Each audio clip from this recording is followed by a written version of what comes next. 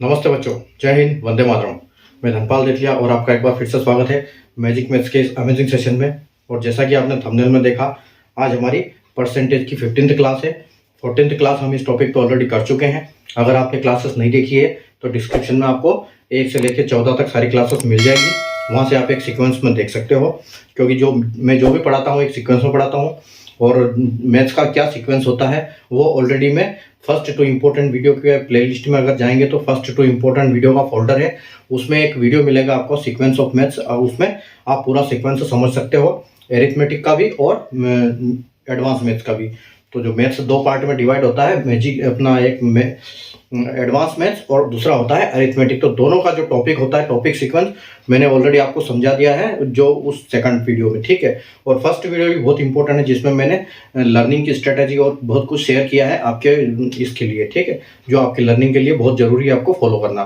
तो ये दोनों वीडियो आप बिल्कुल देख लीजिएगा, ठीक है। आप प्ले लिस्ट में जाके वहाँ से दोनों वीडियो देख सकते हैं। अगर परसेंटेज की बात करें तो इससे पहले बात जितनी भी क्लास है, यानी कि 14 क्लास ऑलरेडी जो हुई है हमारी इस टॉपिक पे, उस क्लास को आप देख सकते हैं। एक सीक्वेंस में डिस्क्रिप्शन में मिल जाएगा।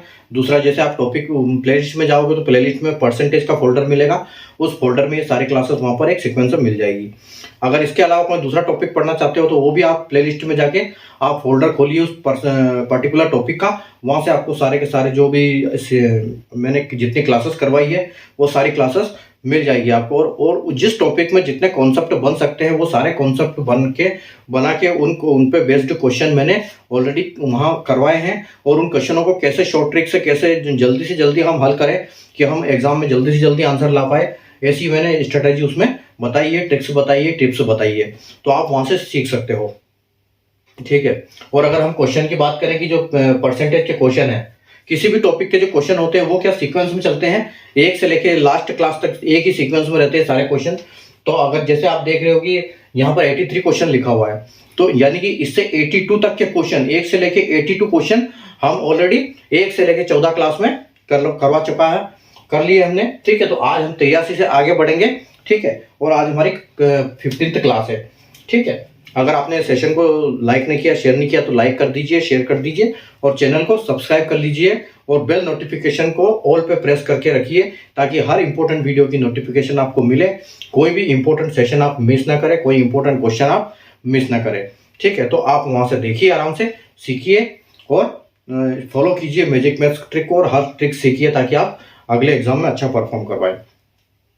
एक और सीरीज चलती है अपनी, जो दोपहर को 12 बजे आती है, 5 मिनट का वीडियो सेशन होता है वो, ठीक है। तो 5 मिनट के सेशन में एक इंपॉर्टेंट वीडियो आता है और उस सीरीज का नाम है 4D सीरीज, यानी कि daily dose by Dhanpal Dethia. 4D यानी कि daily dose by Dhanpal Dethia. तो ये ऐसी सीरीज है, वो एक इंपॉर्टेंट सीरीज है जिसमें प्रीवियस ईयर के क्वेश्चन में आपके लिए लेके आता हूँ with trick, with solution, with short trick, सारे मैं आपको लॉजिक के साथ करके बताता हूँ। और 5 से 6 मिनट का सेशन होता है जिसमें हम एक क्वेश्चन कवर करते हैं। तो उस क्वेश्चन को आप बिल्कुल देखना ना भूलिए, क्योंकि बहुत इंपॉर्टेंट क्वेश्चन है, वो बहुत इंपॉर्टेंट सीरीज है जिसमें इंपॉर्टेंट क्वेश्चन है, ठीक है। तो उस आप बेल नोटिफिकेशन को ऑल पे प्रेस करके रखोगे चैनल को सब्सक्राइब करने के बाद, तभी वो आपको हर वीडियो की नोटिफिकेशन आपको तुरंत मिलेगी। और अगर वैसे नॉर्मल आप सब्सक्राइब करोगे तो उसके लिए कुछ घंटे आते हैं, कुछ घंटे के बाद वो आपको नोटिफिकेशन देता है यूट्यूब। अगर आप ऑल पे करते हो तो आपको तुरंत देता है, ठीक है। तो ये यूट्यूब का एल्गोरिथम होता है और आप वहां से ये सारी क्लासेस यहाँ से देख सकते हैं, ठीक है। अब हम बिना देर किए हमारा स्टार्ट करते हैं। सेशन को लाइक नहीं किया तो शेयर नहीं किया तो लाइक कर दीजिए, शेयर कर दीजिए, चैनल को सब्सक्राइब कर लीजिए। बढ़ते हैं हम क्वेश्चन नंबर 83 की तरफ। क्वेश्चन क्या है कि एक गांव में वयस्क जनसंख्या में से पुरुषों का 35% और महिलाओं का 50% विवाहित है। वयस्कों की कुल जनसंख्या का कितना प्रतिशत विवाहित है? और इसमें क्या दिया हुआ है, एक नोट दिया हुआ है कि माना कि कोई पुरुष एक से अधिक महिला से और कोई महिला एक से अधिक पुरुष के साथ विवाह नहीं करती है, ठीक है। तो और इंग्लिश में क्या है, in a village out of adult population 35% of men and 50% of women were married, what percent of the total population of adult is married? Assume that no man marries more than one woman and vice versa, यानी कि दोनों के लिए लागू है, ठीक है। तो यहाँ पर देखो, एक क्वेश्चन हमने ऐसा किया था कि दो अलग अलग हिसाब से 2 परसेंटेज दिए थे, लेकिन वो क्वेश्चन इस पे वो वाला जो वो इस पे लागू नहीं होगा। जैसे हमने एक गांव में, अगर आप ये से निकाल देते हो कि पुरुषों की संख्या 35% है और 50% विवाहित ये है महिलाओं की संख्या, तो आप निकाल लोगे कि भाई महिलाओं की 50 है, विवाहित की तो अविवाहित की 50 होगी, और इधर है तो ये होगी आपकी 65 होगी, और 65 और 50 को आपने ये कर दोगे प्लस और परसेंटेज निकल जाएगा। तो ऐसा नहीं है, ठीक है। यहाँ पर लॉजिक दूसरा है, क्योंकि यहाँ नोट दिया है, इस नोट से यहाँ पर लॉजिक दूसरा पकड़ना पड़ेगा आपको अगर इस टाइप का क्वेश्चन आता है तो। जो यहाँ लिखा है कि माना कि कोई पुरुष एक से अधिक महिला और कोई महिला एक से अधिक पुरुष से विवाह नहीं करती है, इसका मतलब यहाँ पर यह है कि जो गांव में पॉपुलेशन कुछ भी हो, लेकिन जो नंबर है मैरिड पर्सन का, चाहे वो मेल हो चाहे फीमेल हो, वो दोनों आपस में बराबर हो, क्योंकि जितनी महिलाओं की शादी हुई है उतनी पुरुषों की शादी हुई है। तो यहाँ पर ये जो नंबर आएंगे इनको दोनों के बराबर आएंगे, ठीक है। तो वो हमको यहाँ पर निकालना है कि ये कैसे दोनों बराबर इनके नंबर आएंगे। तो यही हमसे पूछा गया है कि यहाँ की इनका परसेंटेज। तो यहाँ पर देखो 35 और 50 दोनों विवाहित का दिया हुआ है, परसेंटेज भी विवाहित का पूछा गया है, ठीक है। तो हमको निकालना पड़ेगा किसी भी नंबर को हमारे हिसाब से अज्यूम करके, इनका रेशियो निकाल के हमको पता करना पड़ेगा, ठीक है। तो देखो सबसे पहले क्या करेंगे, हम रेशियो निकालेंगे। क्वेश्चन का कहने का मतलब ये है कि मेल का 35%, ठीक है, मतलब मेरिड मैन का, ये मेरिड की बात चल रही है, मेल का 35% किसके बराबर है, फीमेल का 50% के बराबर है, ठीक है। मेल का 35% और फीमेल का 50%, यानी ये दोनों जो संख्या है इनकी आपस में बराबर है। तो इसको हम देखो कैसे करेंगे, मेल को हम यही रहने देंगे, ये फीमेल नीचे आ जाएगा, ठीक है। और ये जब हम ये स्थिति बनते हैं तो ये क्या होता है, क्रॉस हो जाता है। वो जैसे ये वाला फीमेल के साथ वाला 50 है तो ये मेल के साथ चला जाएगा, ठीक है, यानी कि यहाँ 50 आ जाएगा, और जो 35 है मेल के साथ वो फीमेल के साथ आ जाएगा, ठीक है। ये ऐसे हो जाएगा, उल्टा हो जाता है जब हम इसको रेशियो बनाते हैं। और देखो ये 5 से कट जाएगा, तो यानी कि आपका रेशियो क्या बनेगा, 10 और 10/7 हो जाएगा, ठीक है। और जब इनको आप रेशियो बनाने जाओगे, ठीक है, इनका रेशियो बनाने जाओगे तो ये कैसे बनेगा, male ratio female is equal to क्या हो जाएगा, ये 10, यानी कि मेन का 10 और फीमेल का जो है 7, तो 10:7 हो जाता है ये, ठीक है। अब देखो, अब आपको क्या करना है, यहाँ पर आप कोई भी नंबर अज्यूम कर लो, क्योंकि जब हम परसेंटेज से ये डिवाइड करेंगे तो हमको कोई दिक्कत नहीं आनी चाहिए, इसलिए हम कोई भी नंबर ऐसा अज्यूम करते हैं जीरो वाला, चाहे 100 हो गया, चाहे 1000 हो गया, चाहे 10 हो गया, तो 10 यहाँ पर है। तो अगर हम ऐसा करते हैं कि इनको मान लेते हैं कि जो मेल है, ठीक है, मेल को हम मान लेते हैं 1000, ठीक है, मेन को मान लेते हैं 1000 और फीमेल को मान लेते हैं हम 700, दोनों के सामने 2 जीरो हम लगा देते हैं। तो ये टोटल कितने हो जाते हैं, ये टोटल हो जाते हैं 1700, ठीक है, ये टोटल हो जाते हैं दोनों 1700। देखो अब हमको निकालना क्या है, पूछा क्या गया है कि जनसंख्या का कितना प्रतिशत विवाहित है वयस्कों की कुल जनसंख्या, यानी कि कुल जो जनसंख्या है, ठीक है, कुल जनसंख्या वो क्या है, कुल जनसंख्या है वो 17 है, ठीक है। ये तो रेशियो आ गया मेन इसका, मेल और फीमेल का। अब ये टोटल का हमारा ये आ गया, ठीक है, ये नंबर आ गए, मान लो कि हमने जो माने हैं वो टोटल आदमी है। तो देखो अब इसका करो 35%, ठीक है, ये कितना है, मेल का कितना दिया है क्वेश्चन में, 35%, ठीक है। तो इसका अगर 35% आप निकालोगे 1000 का तो कितना आएगा, ये आएगा आपको 350, ठीक है। और अगर आप 700 का निकालोगे 50%, 700 का 35%, तो ये भी आपका कितना आएगा, 350। तो ये देखो, यानी कि दोनों की जो परसेंटेज हम निकाला तो दोनों की जो ये है संख्या ये इक्वल हो गई, ठीक है। तो यानी कि ये कितना हो गया, 700 हो गया, ठीक है। तो अब हमको ये निकालना है कि अगर ये हमारी टोटल संख्या है, यानी कि ये जो है 100% है, ठीक है, ये जो है 100% है, ठीक है, तो ये कितना परसेंट हमको निकालना, अब यहाँ पर ये है, पूछा ये गया है कि ये कितना परसेंट, बस। तो अब हमको क्या करना है कि 700, ठीक है, यानी कि हम क्या करेंगे,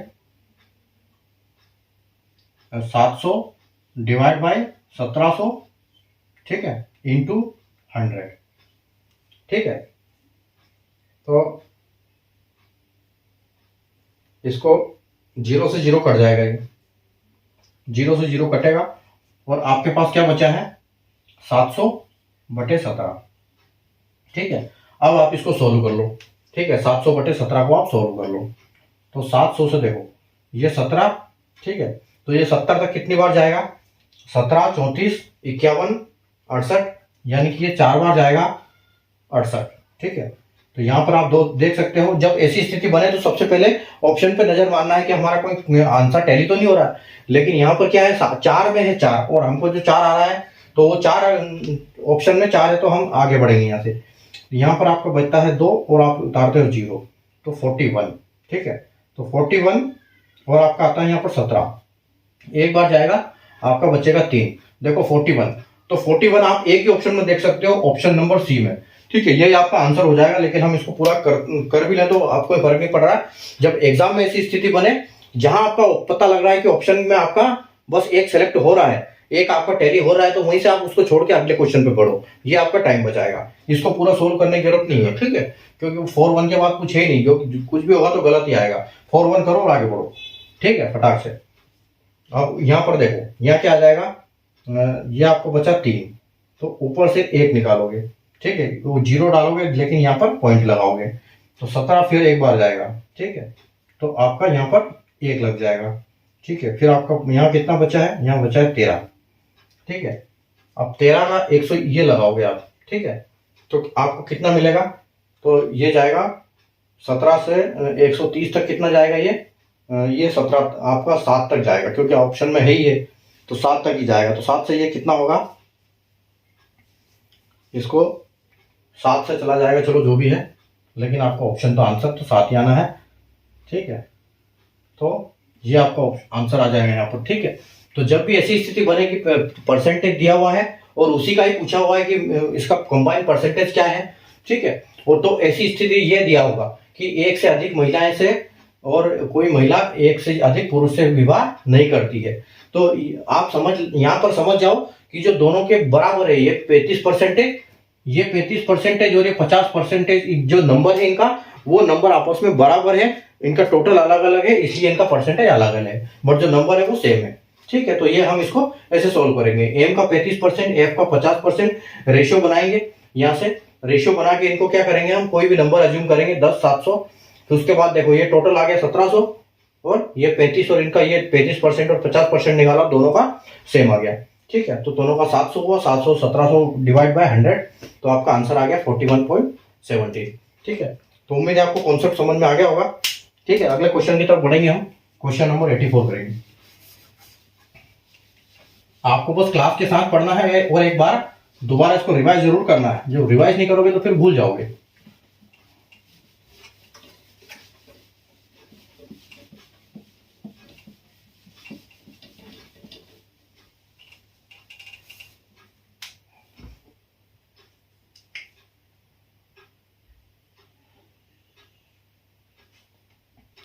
क्वेश्चन नंबर 84।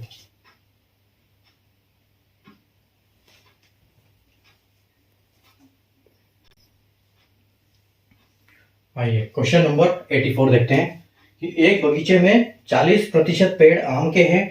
आम के पेड़ों की संख्या का 75% से पेड़ जो है वो संतरे के पेड़ हैं और संतरे के पेड़ों की संख्या का 20% अमरूद के पेड़ हैं। यदि अमरूद के पेड़ों की संख्या 120 है तो बगीचे में कुल पेड़ कितने पेड़ हैं। ठीक है, तो देखो यहाँ पर हम इसको क्वेश्चन को दो तरीके से कर सकते हैं। ठीक है, एक तो हम अगर हमको परसेंटेज की अच्छी नॉलेज है तो हम इस पे फट से लॉजिक लगा सकते हैं, और नहीं तो फिर थोड़ा सा इसको हम कैलकुलेटेड तरीके से करते हैं। तो देखो मैं पहले अपना लॉजिक से बताता हूँ आपको। ठीक है, परसेंटेज हमेशा अपने आप में 100 होता है ना, 100% होता है। ये क्या बोल रहा है, एक बगीचे में 40 पेड़ आम के हैं। ठीक है, तो हम क्या लिख सकते हैं कि अगर 100 पेड़ हैं तो 40 जो है वो मैंगो है। ठीक है, 40 पेड़ है मैंगो, 40 घट गए तो कितने बचे, 40 चले गए मैंगो में, तो टोटल फिर पेड़ बचे 60।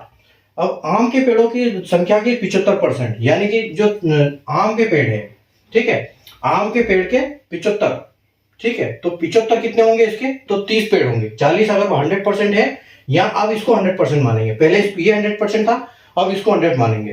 ठीक है, तो अगर मैंगो जो आम के पेड़ है, आम के पेड़ की के 75% जो है संतरा के पेड़ है, तो यानी कि यहाँ पे 75 कितना हो जाएगा, 30% हो जाएगा। तो हम इसमें से 30 और माइनस कर देंगे, और ये कौन सा हो जाएगा, ये हो जाएगा ऑरेंज का पेड़।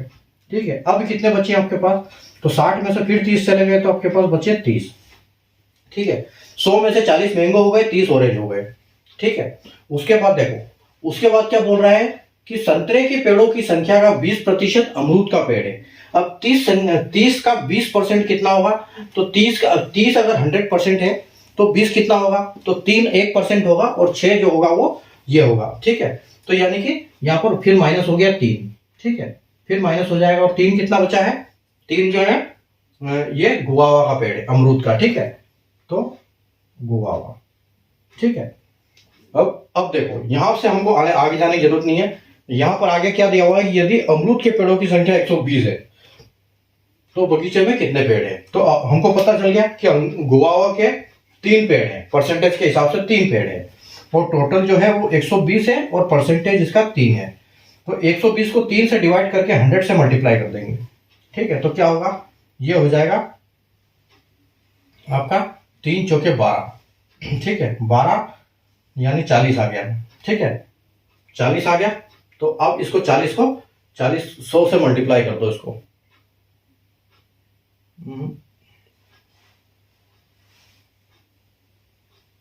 अच्छा, 6, ये 6 आएगा ना, ये तो 6 आएगा, ये यहाँ पर 6% आएगा, 6% होगा ना, ये तो 6 से डिवाइड होगा ये। तो ये 120 जो है ये 6 से डिवाइड होगा, यहाँ पर 20% है ना, 10 थोड़ी है, तो 10%, 3 तो 10% होता है, और 6, तो इसको 100 से मल्टीप्लाई कर देंगे। तो 6 दूनी 12, ठीक है, यानी कि 20 आ गया। तो आपका आंसर कितना हो जाएगा? आपका आंसर आ जाएगा 2000, यानी कि बगीचे में कुल कितने पेड़ हैं? 2000, ठीक है। जो ऑप्शन सी आपका है वो बिल्कुल करेक्ट है। अगला जो हम एक और तरीके से, ये तो हमारा परसेंटेज को अच्छा है तो हम लॉजिक से इसको कर सकते हैं, ठीक है। अब नहीं तो फिर क्या बोलेंगे कि देखो, यहाँ पर दिया है 40%, सबसे पहले दिया है 40%, तो 40 को हम क्या बोलते हैं? 40 को हम बोलेंगे 2/5, ठीक है, यानी कि 100 के 5 हिस्से किए, उसके 2 हिस्से, ठीक है। दूसरा परसेंटेज कितना है अपना? 75%, तो 75% को क्या बोलेंगे हम? 3/4, एक 100 के 4 टुकड़े किए, उसमें से 3 हिस्से, ठीक है। अगला है 20%, तो 20% को हम क्या बोलेंगे? 20% को बोलते हैं हम 1/5, ठीक है, 1/5। तो अब देखो, माना कि x पेड़ है, ठीक है, तो x इंटू 2/5 इंटू 3/4 इंटू 1/5, और इज इक्वल टू कितना है? ये कितना बोला? 120, ठीक है, 120 पेड़ है। तो यानी कि x का इतना हिस्सा करो, इसका इतना हिस्सा करो, इसका इतना हिस्सा करो, ठीक है। x का 2/5 हिस्सा, ठीक है, 2/5, उसका 3/4, और उसका 1/5 जो है वो 120 है। तो अब आपको करना क्या है? देखो यहाँ पर, यहाँ कुछ कट रहा है क्या? ये कट रहा है यहाँ पर, ठीक है, ये कट रहा है 2 बार में, ठीक है। तो आपको अब करना क्या है? देखो यहाँ पर इज इक्वल टू आ गया है, तो आपको इससे डिवाइड करना पड़ेगा। 3 से ये कितने बार कटेगा? 120, ये कटेगा 3 से 40 बार में, ठीक है, 40 बार हो गया। और यहाँ आपका कर दो 5 दूना 10, और 10 से 5 50, यानी कि आपका मल्टीप्लाई हो जाएगा 50 में। तो 4 5 20, और 2 0, ये आपका आंसर आ जाएगा यहाँ पर, ठीक है। तो ये हम इसे जो परसेंटेज को ऐसे सिंप्लीफिकेशन की तरफ प्लेस करके कर सकते हैं, या फिर अपना लॉजिक से कर सकते हैं, दोनों तरीके से इसको कर सकते हैं, ठीक है। तो 40% पेड़ है, 40 माइनस किया, 30% 75% है, तो हमने 30 माइनस कर दिया, 40 का 75% 30 होता है, ठीक है। फिर 30 का 20% 6 होता है, 6 माइनस किया, तो उससे हमारा आंसर आ गया, ठीक है। उम्मीद है आपको कॉन्सेप्ट समझ में आ गया होगा, ठीक है। बढ़ते हैं अपन अगले क्वेश्चन नंबर 85 की तरफ।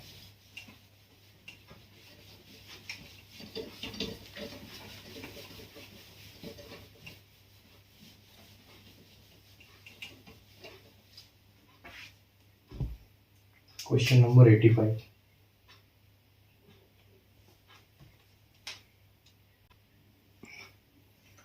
देखो अगला क्वेश्चन देखते हैं 85 नंबर। एक आदमी अपने घर से कुछ रुपए लेकर बाजार गया, वहां उसने 60% धनराशि का सामान खरीदा, फिर उसने बची हुई धनराशि के 60% का सामान खरीदा, और अंत में एक बार और बची हुई धनराशि का 60% का सामान खरीदा। अब उसके पास 3000 रुपये बचे हैं, तो बताइए वह कितने रुपए लेकर घर से निकला था, ठीक है। A man came out for his house with a few rupees for marketing. He spent 60% amount on shopping.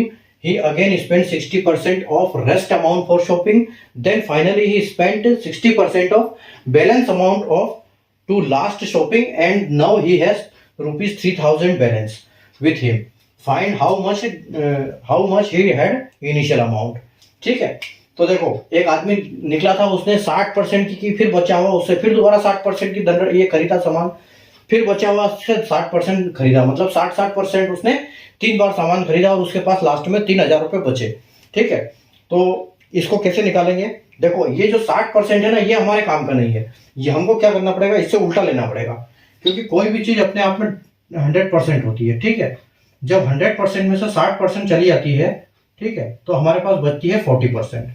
ठीक है, तो 40% बचती है, और 40% को हम क्या बोलते हैं? 40% को हम बोलते हैं 2/5। तो ये जो 2/5 है ये हमारा एक्चुअल काम का है, क्योंकि वो तो चला गया, उससे कोई मतलब नहीं। हमारे पास बचा क्या है वो उससे हम कैलकुलेशन करेंगे। ठीक है, देखो तो हमारे पास x धनराशि है। ठीक है, मान लो हमारे पास x पैसे हैं, रुपए हैं। पहले उसने खरीदा 60, यानी कि 2/5। पहले 2/5 की शॉपिंग हुई, 60% की, x के 60% की, फिर इसके ऊपर 60% की हुई दोबारा, तो फिर 2/5 की हुई। ठीक है, यानी बचे x में से इतने बचे, फिर इसमें से इतने बचे। ठीक है, फिर 60% करी तो फिर इसमें से जो 3 बार में इतने बचे, तो 2/5 2/5 2/5 4 बार आएगा, 3 बार आएगा, क्योंकि 40% 3 बार बचा। ठीक है, और लास्ट में उसके पास कितने रुपए बचे? लास्ट में उसके पास जो बचे वो कितने बचे? वो बचे 3000 रुपये, 3000 रुपये बचे। ठीक है, लास्ट में उसके पास 3000 रुपये बचे, मतलब x को हम 2/5 2/5 2/5 करेंगे तो 3000 होगा। तो हमको निकालना है कि वो कितने रुपए लेकर निकला था। तो आप देखो, तो x तो अपनी जगह पे रहेगा, ठीक है। 2 2 2 कितना हो जाएगा? 2 का क्यूब 8। ठीक है, और 5 का क्यूब कितना हो जाएगा? 125। ठीक है, तो 125 को हम करेंगे 3000 से। ठीक है, करेंगे नहीं, 100 से करेंगे, मतलब इसको करेंगे 100 से, यानी कि 8 हमारे पास है बचे और 125 खर्च हुए। ठीक है, 125 हमारे पास खर्च हुए और इज इक्वल टू कितने बचे? 3000। ये 3000 बचे। ठीक है, टोटल इतने थे। ठीक है, यानी कि इतने से इतने ये खर्च किया हमने और ये बचे हमारे पास। तो अब देखना है कि हमारा पास हमने खर्च कितना किया, टोटल अमाउंट कितना लेके निकला था।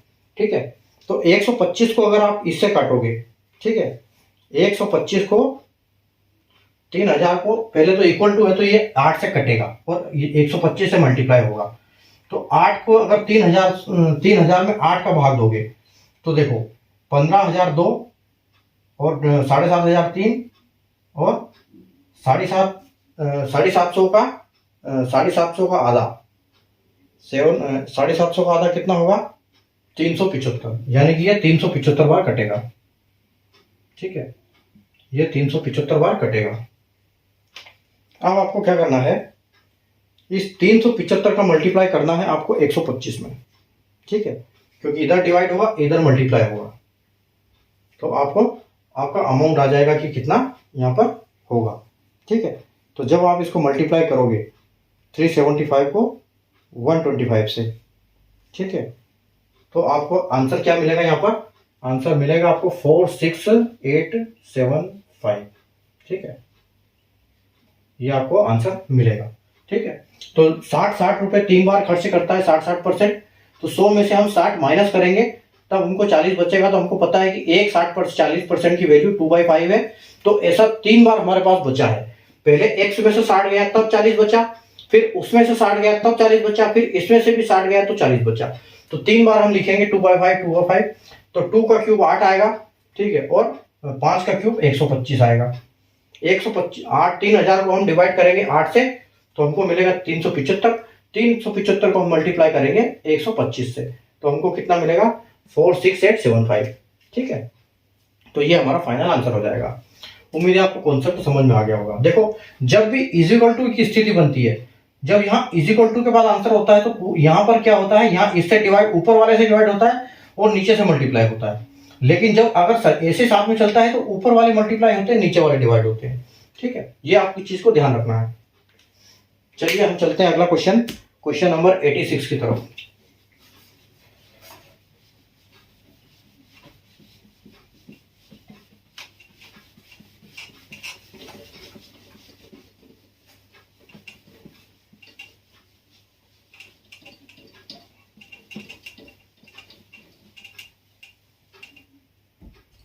Question number 86।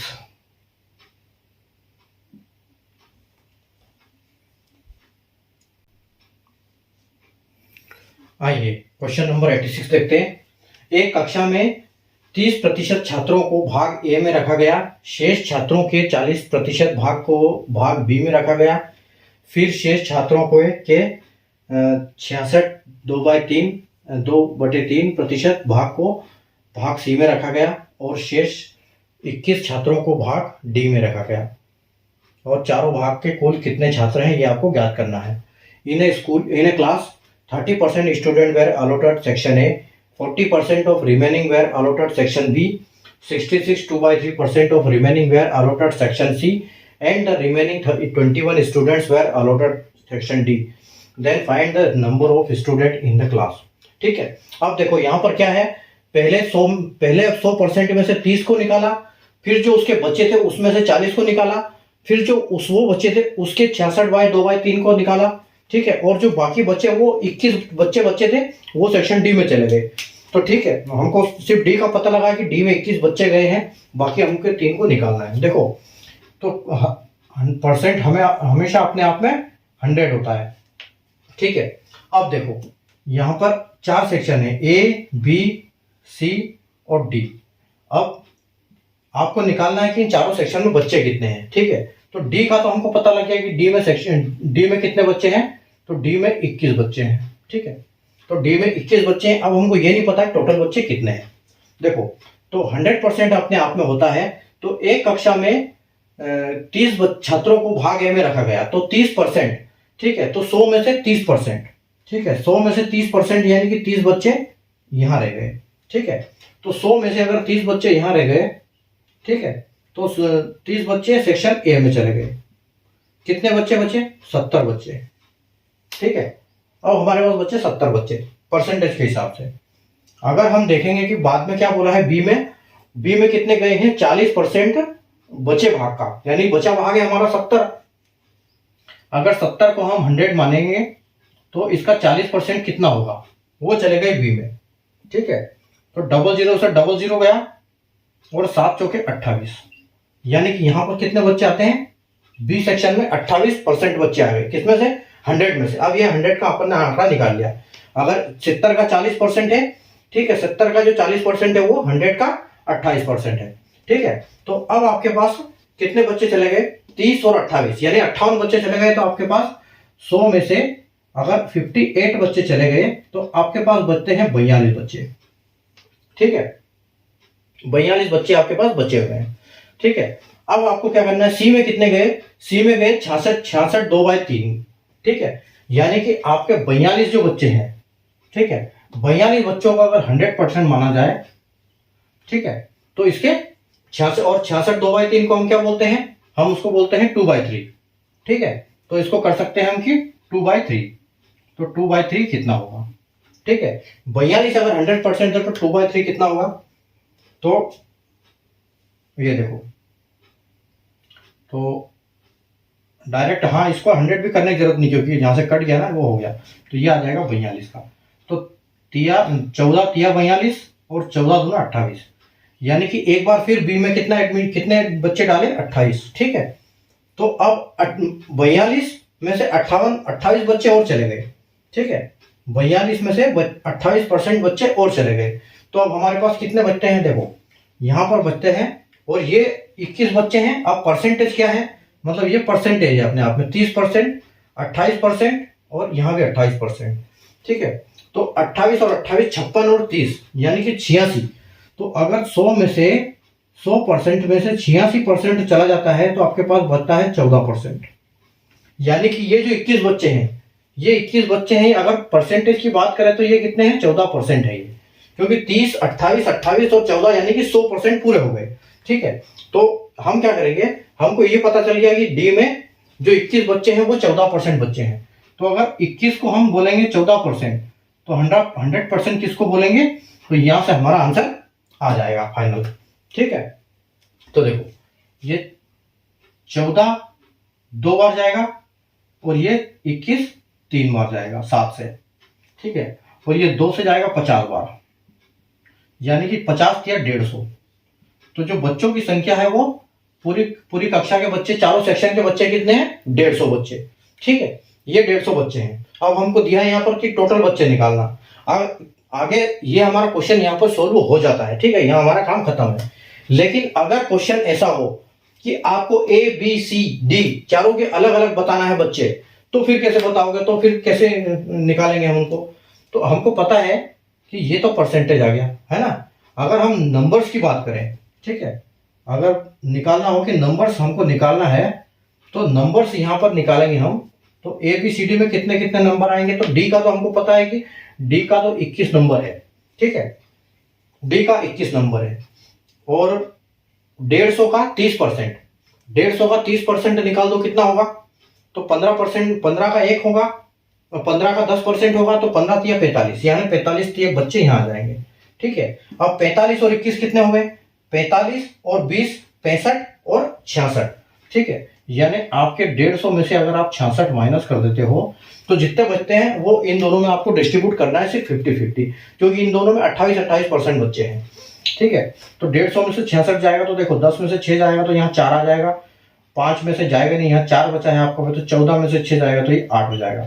तो 8 की जगह आपको डिवाइड बाई अगर 2 करोगे इनको तो आपको मिलेगा 42, यानी कि इन दोनों की जगह पे 42 और 42 बच्चे हैं आपके।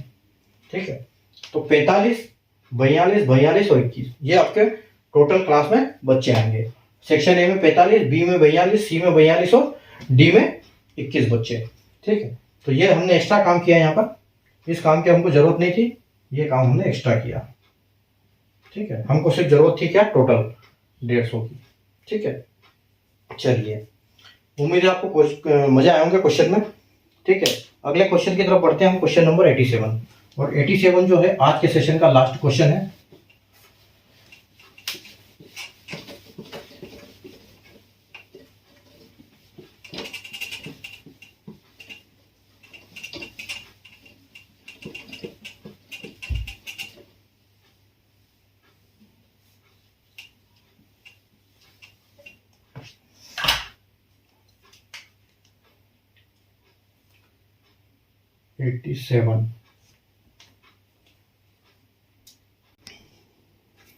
देखो आज का लास्ट क्वेश्चन। एक व्यक्ति अपनी आय का 40% खुद पर खर्च करता है और 30% किराए पर खर्च करता है। शेष राशि का 60% बचत करता है और बाकी बचा हुआ किसी ट्रस्ट में दान देता है। यदि वह 6,000 रुपये दान करता है तो उसकी आय ज्ञात करें। A man expenses 40% of his income for his personal use and 30% on rent. He saves 60% of the rest and balance he donates to a trust. Find his income if he donates rupees 6,000. ठीक है, तो देखो हर चीज अपने आप में 100% होती है, जो परसेंटेज होता है वो। ठीक है, तो वो क्या करता है? देखो परसेंटेज में से 100% में से यहाँ पर देखो 40 के बाद जो 30 दिया है, ऐसा नहीं बोला गया कि उसका बचे हुए का प्रतिशत। यहाँ पर बोला है कि एक व्यक्ति अपनी आय का 40% और 30% दोनों खर्च करता है, यानी कि 40% वो खर्च करता है अपने पर्सनल यूज के लिए, उसका खाना पीना कपड़ा सब के, और जो 30% है वो उसका किराया पेट्रोल ही आ जाता है। ठीक है, तो आप ये समझ लो कि जो 40 और 30 सीधा इसमें से 70 माइनस कर दो कि 70% तो वो रख लेता है, यानी कि उसके पास ही रह गया। ठीक है, तो यहां आप उसका बचता है 30%। अब उस 30% का क्या करता है? 30% में से वो 60% की बचत करता है। ठीक है, अब 60 इसको आप मानो 100% पहले, तो ये जो 30% को 100% मानो। ठीक है, अगर 30% 100% होता है तो जो 60% होता है 60% की बचत करता है वो। ठीक है, यानी कि जो 60% क्या करता है? सेव। ठीक है, और 40% बचा हुआ क्या है? फिर 40% वो क्या करता है? उसके बाद जो बचा हुआ है वो दान करता है। ठीक है, तो बचा हुआ जो दान करता है वो क्या है? 40%। तो अगर हम इसको 100% मानते हैं तो इसका 60 और 40 क्या होगा? ठीक है, तो इसका होगा 3 छंग 18, यानी कि इसका 18% जो होगा। ठीक है, टोटल का परसेंट 18% आएगा किसमें? सेविंग में, यानी कि 18% वो सेव करता है और 18 30 में से 18 निकल गया तो 12%, यानी 12% वो क्या करता है, वो डोनेट करता है। ठीक है, तो यहाँ पर 40% डोनेट करता है, 100 में से 60% सेव करता है और 40% डोनेट करता है। ठीक है, 40% डोनेट करता है। तो इसके हिसाब से 30% में से जो बचा हुआ है उसमें से 18% वो सेव करता है, 12% वो डोनेट करता है। और यहाँ बोला गया है कि जो डोनेट करता है वो कितने करता है, वो 6,000 रुपये डोनेट करता है। ठीक है, तो यहाँ पर हमें यह पता चल गया कि जो 12,000 है वो एक्चुअल में 6,000 रुपये है, तो जो 12% है वो 6,000 रुपये है। ठीक है, तो आप देखो, अगर आपके 6,000 रुपये 12% है तो 100% क्या होगा। ठीक है, तो आप देखो, इस 12 से इसको काटो, 12 पंजे 60। ठीक है, यानी कि आपके पास 500 और 1,000, 100, यानी कि आपके पास 50,000 रुपये उसकी इनकम है। ठीक है, उसकी जो इनकम है वो क्या है, 50,000 रुपये उसकी इनकम है। तो 50,000 आपका ऑप्शन ए है जो बिल्कुल करेक्ट हो जाएगा। ठीक है, यानी कि वो ये 40% ये ट्रस्ट में दान करता है। 40% कितना होगा इसका, 6,000 करता है तो 12%, 100% का 12% होगा वो। लेकिन जो बैलेंस बचा है 70% हटाने के बाद जो 30 बचता है उसका वो 12% है, और ये 18% इधर सेव करता है। ठीक है, यानी कि 60% इधर और 40% इधर। ठीक है, तो ये आज का क्वेश्चन था। आज के क्वेश्चन बहुत बढ़िया क्वेश्चन किए हमने। उम्मीद है आपको बहुत अच्छा मजा आएंगे आज के क्वेश्चन में। ठीक है, कल वापस मिलेंगे हम नए क्वेश्चन के साथ। 87 तक क्वेश्चन हो चुके हैं हम हमारा, और कल की हमारी जो क्लास है वो रहेगी 16th क्लास। ठीक है, परसेंटेज की हमारी 16वीं क्लास होने वाली है कल। ठीक है, तो आप प्रैक्टिस करते रहिए, पढ़ते रहिए मेरे साथ। ठीक है, और एक बार दोबारा जब इन वीडियो को देखोगे तो आपको अच्छे से समझ में आएगा। ठीक है, तो उम्मीद है आपको मजा आया होंगे। सेशन को लाइक नहीं किया, शेयर नहीं किया तो लाइक शेयर कर दीजिए, चैनल को सब्सक्राइब कर लीजिए। एक सीक्वेंस में पढ़ने का मैं आपको कारण बता चुका हूं कि आपको सीक्वेंस में पढ़ने को चैनल पे मिलता है। ठीक है, और दूसरा 4D सीरीज बिल्कुल देखना, उसको मत छोड़िए, क्योंकि वहां पर अच्छे इंपॉर्टेंट क्वेश्चन आपको डेली सीखने को मिलते हैं। ठीक है, तो पढ़ते रहिए आप। ठीक है, कल वापस मिलेंगे हम नए क्वेश्चन नए चैप्टर के साथ। ठीक है, नए टॉपिक का नया चैप्टर।